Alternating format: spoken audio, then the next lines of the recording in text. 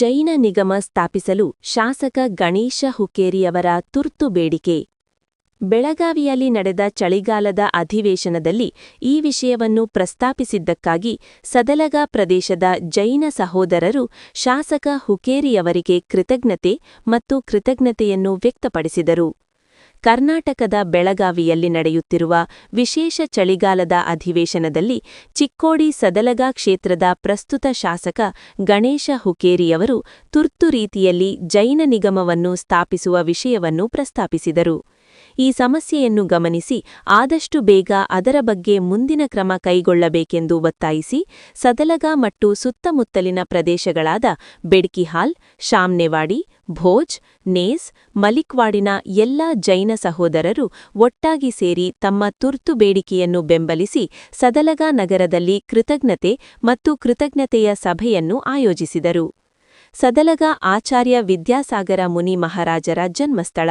ಈ ಇಡೀ ಸದಲಗಾ ಪ್ರದೇಶಕ್ಕಾಗಿ ವಿಧಾನ ಪರಿಷತ್ ಸದಸ್ಯ ಶಾಸಕ ಪ್ರಕಾಶ್ ಹುಕ್ಕೇರಿಯವರು ಮತ್ತು ಚಿಕ್ಕೋಡಿ ಸದಲಗಾ ಕ್ಷೇತ್ರದ ಶಾಸಕ ಗಣೇಶ ಹುಕ್ಕೇರಿಯವರು ಜೈನ ಸಮುದಾಯ ಭವನ ಮತ್ತು ಜೈನ ದೇವಾಲಯ ನಿರ್ಮಾಣಕ್ಕಾಗಿ ಸಾಕಷ್ಟು ಹಣವನ್ನು ಅನುಮೋದಿಸಿದ್ದಾರೆ ಮತ್ತು ಈ ಪ್ರದೇಶವನ್ನು ಅಭಿವೃದ್ಧಿಪಡಿಸಿದ್ದಾರೆ.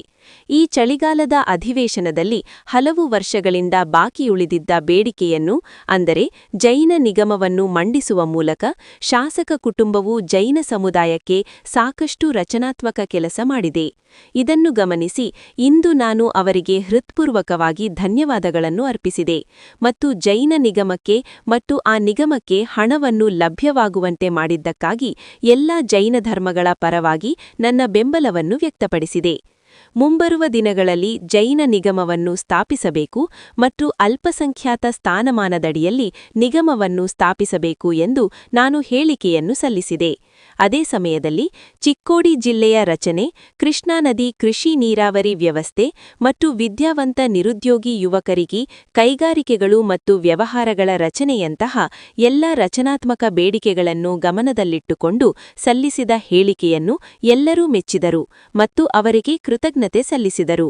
ಸುದರ್ಶನ ಖೋತ್, ಬಾಬಾನ ಖೋತ್, ಆರ್.ಬಿ. ಖೋತ್, ಉದಯ್ ಕುಮಾರ ಪಾಟೀಲ್, ಬಾಳಾಸಾಹೇಬ್ ಪಾಟೀಲ್, ಉದಯ್ ಬದನಿಕಾಯಿ, ಪ್ರವೀಣ ಪಾಟೀಲ್, ಮಹಾವೀರ ಉದ್ಗಾವೆ, ಸುನೀಲ ಪಾಟೀಲ್, ಸತೀಶ ಪಾಟೀಲ್, ರಾಜೇಂದ್ರ ಕಾಳೆ, ಅಭಯ್ ಬದನಿಕಾಯಿ, ಭರತ ಬೋರ್ಗಾವೆ, ಆನಂದಕುಮಾರ ಉರದಾಳೆ, ಸಭಕುಮಾರ ಉರದಾಳೆ ಸೇರಿದಂತೆ ಅನೇಕ ಜೈನ ಬಾಂಧವರು ಈ ಸಭೆಗೆ ಸುಭಾಷ್ ಶಿರುಗುಪ್ಪೆ, ಪ್ಯಾರಿಸ್ ಖೋತ್, ಹಿರಿಯ ಪತ್ರಕರ್ತ ಅಣ್ಣಾಸಾಹೇಬ್ ಕದಂ ಮೊದಲಾದವರು ಉಪಸ್ಥಿತರಿದ್ದರು.